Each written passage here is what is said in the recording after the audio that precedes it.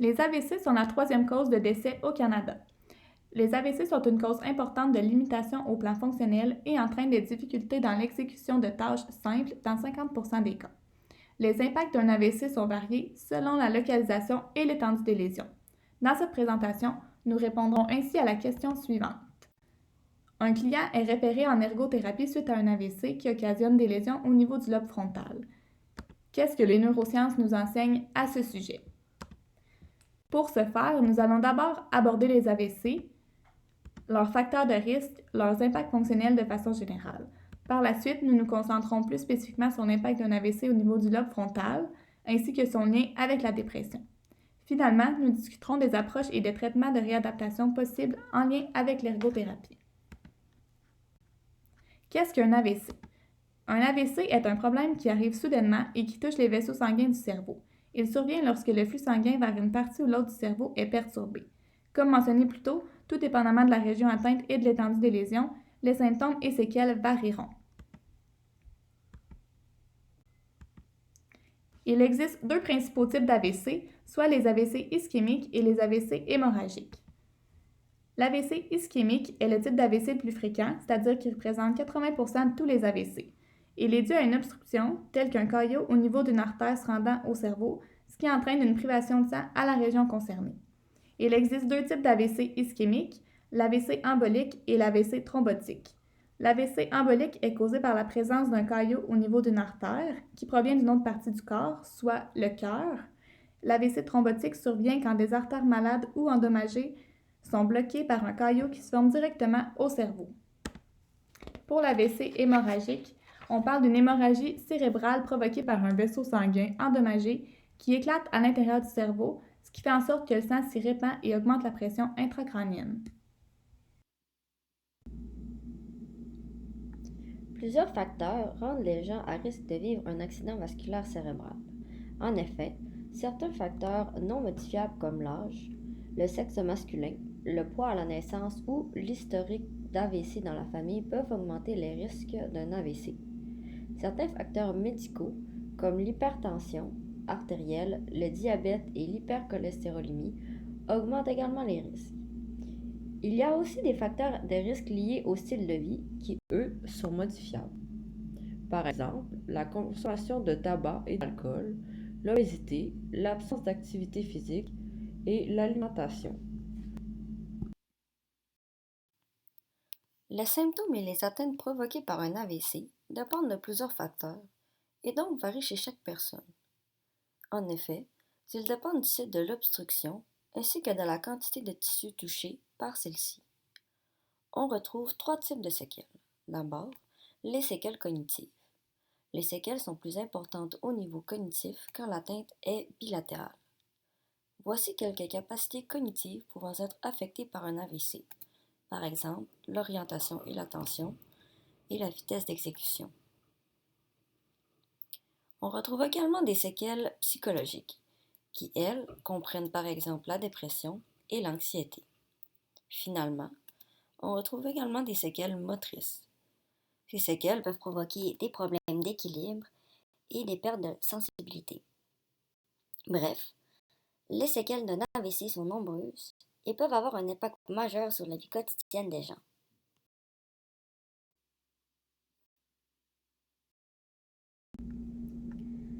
En s'intéressant à l'AVC affectant spécifiquement les lésions au lobe frontal, on remarque que ces derniers assurent, entre autres, le fonctionnement efficace des émotions, des fonctions motrices et cognitives, ainsi que l'expression du langage. Le lobe frontal est vascularisé principalement par les artères cérébrales antérieures et l'artère cérébrale moyenne.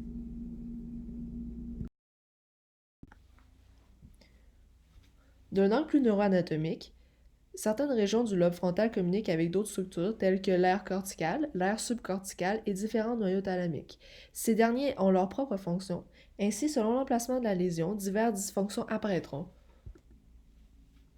Voici un tableau synthèse des différentes dysfonctions associées à une atteinte du lobe frontal.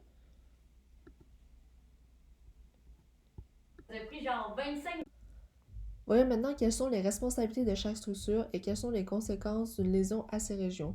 Puisque le cortex moteur primaire contrôle en majorité le mouvement du côté contralatéral du corps, la lésion d'un hémisphère provoque une faiblesse ou une paralysie motrice du côté opposé.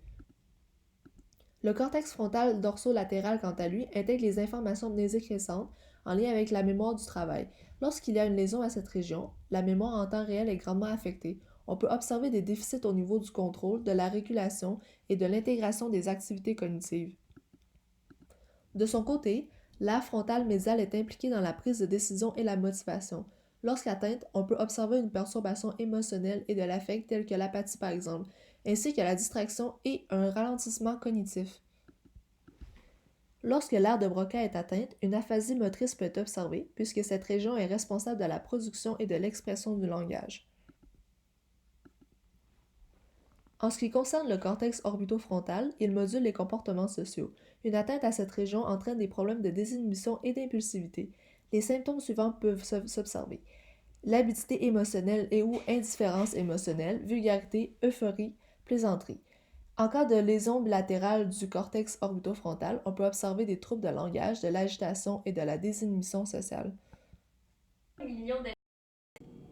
Une complication importante des AVC est la dépression. En effet, cette condition affecterait entre 30 et 60% des survivants selon certaines études. En effet, il a été observé qu'un AVC étant localisé au niveau du lobe frontal est environ 2 fois plus fréquent chez les patients ayant une dépression post-AVC. Cela serait notamment dû au fait que le lobe frontal est relié au réseau des émotions, à la cognition, à la mémoire et à d'autres fonctions importantes du cerveau. De ce fait, une lésion au lobe frontal est plus susceptible de causer des troubles de l'humeur.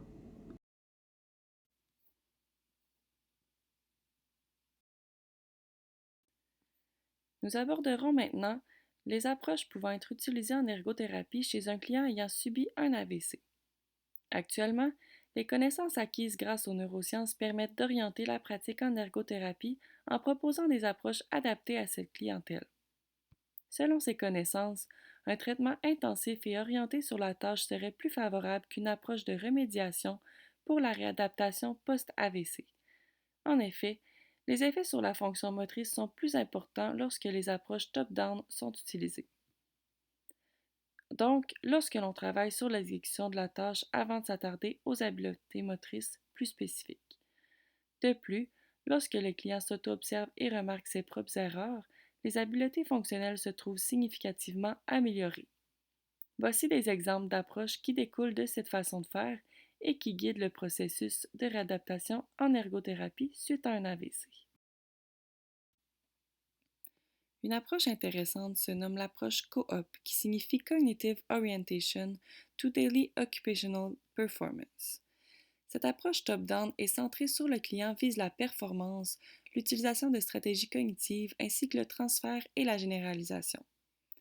Elle s'intéresse à améliorer la performance dans les activités de la vie quotidienne et non directement les incapacités. Dans l'intervention, on amène le client à utiliser des stratégies de résolution de problèmes telles que la stratégie Goal Plan Do Check. Dans cette méthode, le client établit un but pour la rencontre et élabore un plan d'exécution à l'aide d'une exploration guidée assurée par le thérapeute. Le client exécute la tâche et détermine lui-même s'il y a des ajustements à faire en lien avec le plan établi et décide lorsque le but est atteint.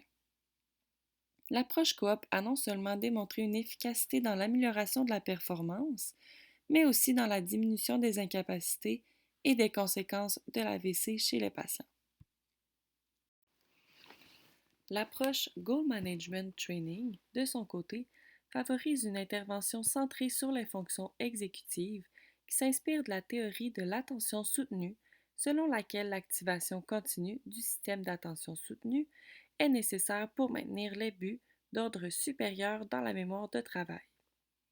Cette approche met de l'avant la pleine conscience et s'intéresse à des tâches complexes de la vie réelle.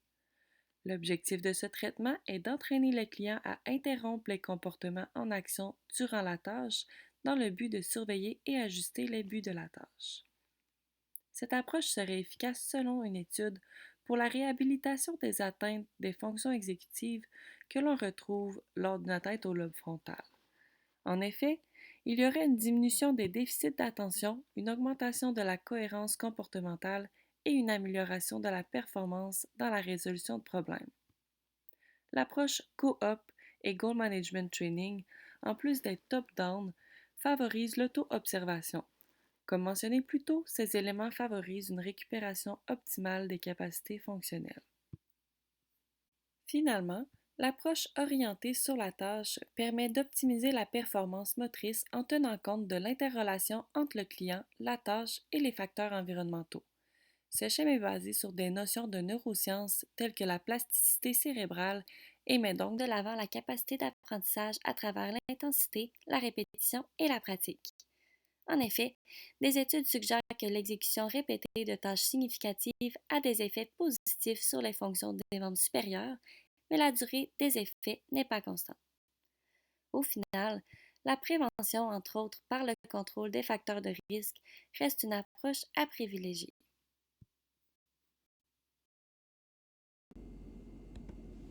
Pour conclure, les AVC entraînent de nombreuses conséquences au plan fonctionnel et plusieurs effets spécifiques peuvent être reliés à une atteinte au niveau du lobe frontal. En effet, il est possible d'observer plusieurs impacts, notamment au niveau de la mémoire, des comportements, de la régulation de l'affect et de l'humeur, des fonctions exécutives, du mouvement et du langage. Les neurosciences ont d'ailleurs permis de développer divers traitements et approches adaptés aux survivants d'AVC et continuent toujours d'améliorer et de soutenir la pratique en ergothérapie. Par exemple, l'optogénétique est une nouvelle méthode à l'étude qui utilise la lumière pour contrôler l'activité des cellules du cerveau. Il est alors possible de stimuler ou d'inhiber une zone du cerveau avec précision pour favoriser la récupération après un AVC. Serait-ce une méthode efficace pour limiter les impacts d'un AVC chez les patients? Il serait alors intéressant dans une prochaine recherche d'investiguer le sujet davantage.